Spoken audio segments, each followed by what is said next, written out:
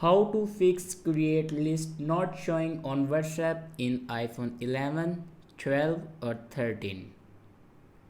So let's start the video. First of all, open App Store and then search here WhatsApp. Now here you can check your WhatsApp update. If it doesn't update, then update your WhatsApp. After update your WhatsApp, your problem will be fixed.